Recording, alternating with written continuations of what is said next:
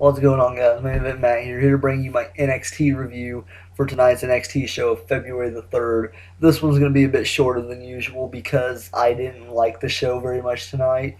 Other than that, let's get into it. The crowd was really terrible tonight. I'm not going to lie. The crowd was just god awful. Like, they were just silent throughout the majority of the show. It kicks off with the Vaudevillains entrance.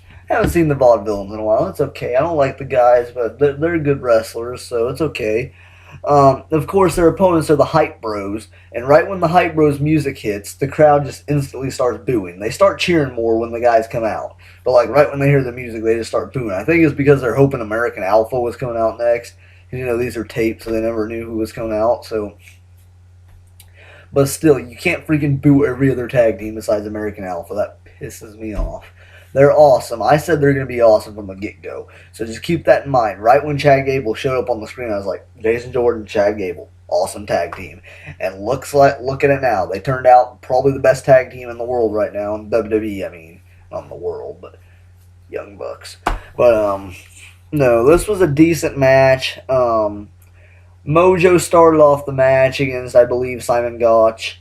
And he did the whole he ain't hype thing with the crowd, and they actually got behind that a little. They were actually getting behind Mojo tonight more than Zack Ryder, which kind of surprised me because usually people boo Mojo, but whatever. The thing that I forgot to add, best part of the whole match, during their entrance when they're standing up on the both corners, the Hype Bros, they have smoke now that comes down from the ceiling, and it's freaking sweet. Sorry, I say sky. Comes down from the ceiling and it's freaking sweet. And Simon Gotch was standing under it when it happened. I think it surprised him. He's like, ugh, just trying to get it off. But this match, Zack Ryder gets tagged in. They do a double team maneuver. Aiden English gets in Zack Ryder's face. I mean, Simon Gotch does. And Simon Gotch gets hip tossed. Aiden English takes the advantage.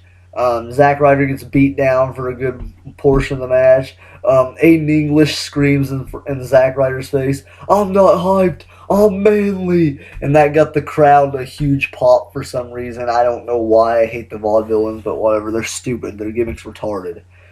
But Zack Ryder ends up getting the hot tag to Mojo Rawley. Mojo Rawley comes in with a whole shit ton of shoulder tackles and clotheslines. Then Mojo gets taken down again by them, like his face hits the turnbuckle. Zack tags himself in. Zack Ryder comes in, knocks the one guy off the corner, gets the other one with the double knees, then does the drop kick, sets up for the broski boot, and then when he goes for it, Aiden English pulls Simon Gotch out of the way, I believe, or maybe the other way around. I can't remember. But then Zack Ryder gets hooked up on the bottom rope. And, of course, that gives the Vaudevillains opportunity to hit the whirling dervish, or however you say it. And then they end up picking up the win, surprisingly. So, for some reason, the Vaudevillains beat the Hype Bros. I don't like it. I don't know why that happened. The Vaudevillains are just supposed to be putting people over right now. They're supposed to be losing. Why the hell did they get a random win over the Hype Bros?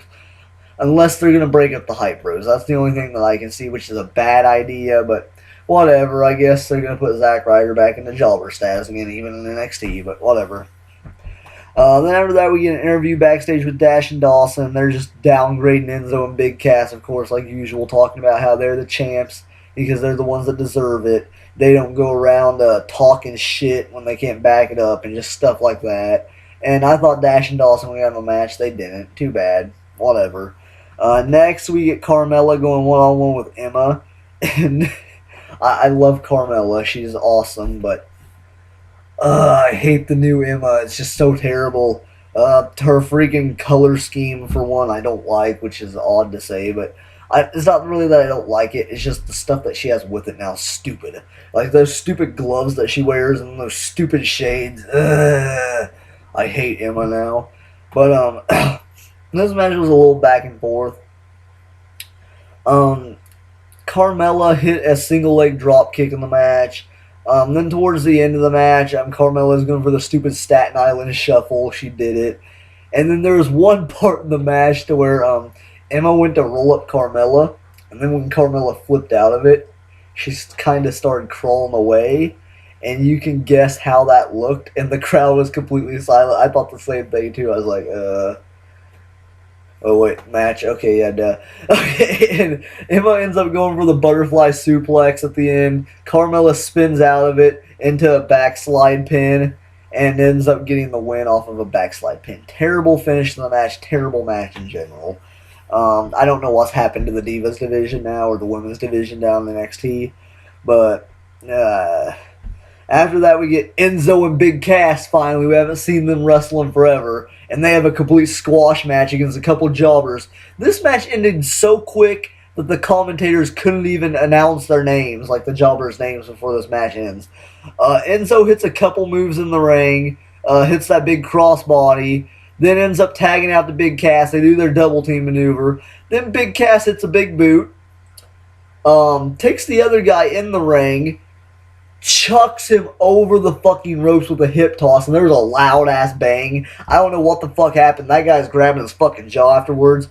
I'm telling you, he was grabbing his mouth because his fucking tongue, he bit that thing in two, and like he was gonna be spitting out blood. That's why the camera turned over, and his leg was like cracked. I don't know what the fuck happened. It was loud and it looked bad. And then Cass ends up hitting the East River Crossing on the other guy in the ring, tags in Enzo. They do the move where he tosses Enzo off the top rope and then pins him. 1, 2, 3. Bada boom. Realest guys in the room. That match is quick as hell. See, this is why I should let other people do this rhyming shit. Okay, moving on. We get William Regal's resolution, which they're back in his office. And William Regal ends up saying that they're going to fight one-on-one, and the winner of that will go on to face Finn Balor. Then Baron Corbin's bitch ass goes back there, and he's like, you should remake this match a triple threat. Then William Regal's like, well, the definite thing in the match is, you lost, bitch, so get the fuck out. He didn't actually say those words, but that's how I took it. And then Baron Corbin walked off, so thankfully Baron Corbin didn't get back in the match. Okay, and then after that, we get a boring-ass match between Asshead and Brittany, which I don't even know who need to explain who Asshead is. You can pretty much guess.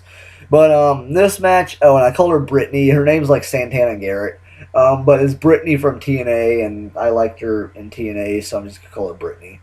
So it was Asshead versus Brittany, and this match was pretty pointless. I mean, Brittany done more moves than Asshead did, so that was a plus, and freaking Brittany ended up losing, which was crap.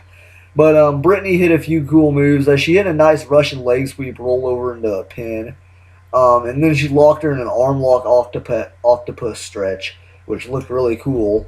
And then Asshead didn't do anything besides her Asshead lock, which she's too stupid to even come up with a name. Okay, first of all, this bitch is wearing a fucking thong on her gear, okay? I don't know if anyone else has ever noticed that. But she's too goddamn stupid to realize that needs to go under her wrestling trunks. I don't think she's smart enough to understand that. I mean, she does have a marker line on the cross of her fucking face like she's in kindergarten and it's playtime. But whatever. This dumb bitch... oh, and she's got freaking a color all over her face now, too, like she's motherfucking marker face or whatever. But, this bitch, ends up hitting a few strikes. It's not MMA, you dumb bitch. You have to do wrestling moves, too. She hits a few strikes, and then does a freaking, the Asshead lock. Yeah, and then the match is over, which is a freaking chicken wing rear naked choke. So stupid. Asshead wins. She beats Brittany for no fucking reason. Brittany's 200 times better wrestler than this dumb bitch. But then after that, we get a Finn Balor interview. Balor just talks about how tonight we're going to see if Apollo Crews is better than Finn Balor, and he won't have to wait anymore to see if he can beat me. And the match is next, and I'm going to say the match started out really slow, but the ending was fucking awesome. The best part is Finn Balor's entrance. Now, I like Apollo's too. We're going to start this off by talking about what I think Apollo should do to fix his entrance. Okay, you know how when he comes out there and he does a thing with his arms, he pulls them down and the smoke shoots up? I'm thinking you replace the smoke with bright-ass green confetti. I think that would be best for business. If he has green confetti shoot up, that would be a lot cooler than that stupid smoke. So that's first of all. Then we're going to talk about Finn Balor. Okay, Finn Balor's got some new trunks now, and he doesn't have the plain boring-ass jobber trunks anymore. They're just plain black. He actually has his actual freaking pair now. They say Finn on the back of it the crowd chants, Finn, Finn, Finn, Finn.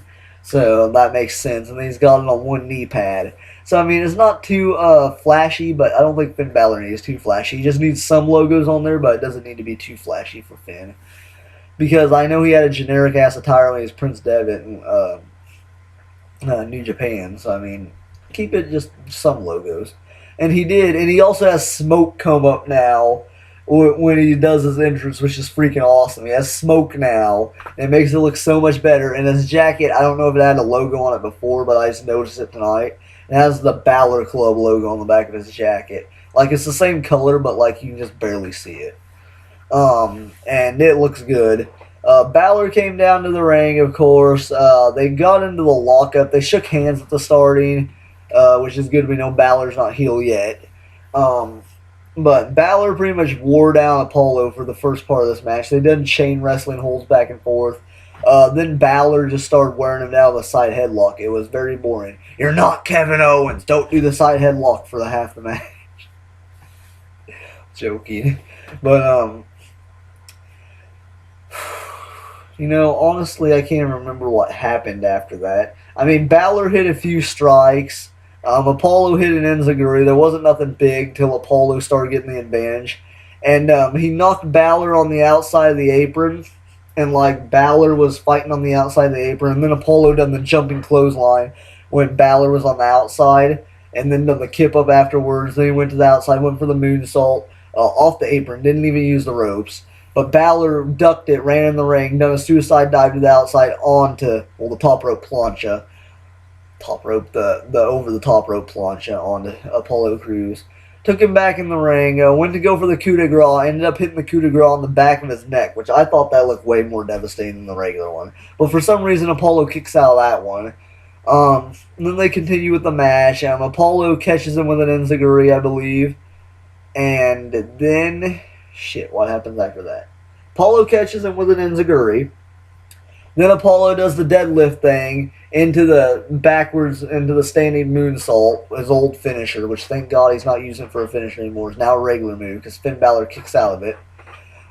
Then Apollo's going for his new finisher, which is that back suplex into the powerbomb. But then Finn flips out of it, catches him with a sling blade, and then does the full speed running drop kick into the corner. Then the coup de grace, and I'm sitting here thinking,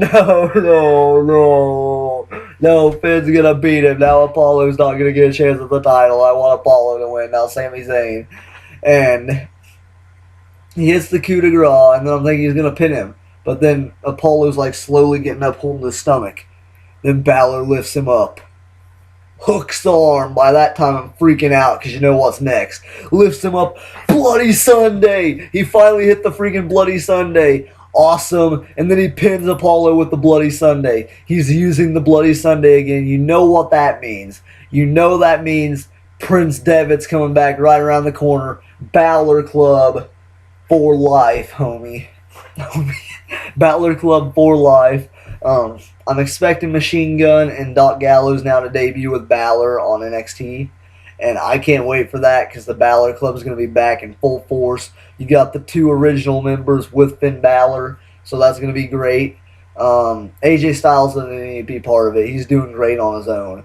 But Finn Balor, maybe we could see eventually a group of Finn Balor and Machine Gun and Doc Gallows versus AJ Styles and the Young Bucks if they got signed. Something awesome like that. Balor Club versus Bullet Club. I don't think they'd do that.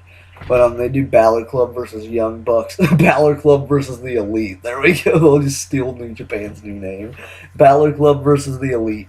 But other than that, that was a freaking awesome way to finish the freaking show. I love that. Bloody Sunday. The show was boring as hell up until the freaking Bloody Sunday. Then it was just awesome, and it's the best NXT of the freaking month. So, this is the first NXT of the month. Okay, that's not a good example. But best NXT of the year so far. There we go. Well, James Storm didn't debut this year. So, yeah, best NXT of the year so far. Great show. Finn Balor does the Bloody Sunday now. And that's all you need to know.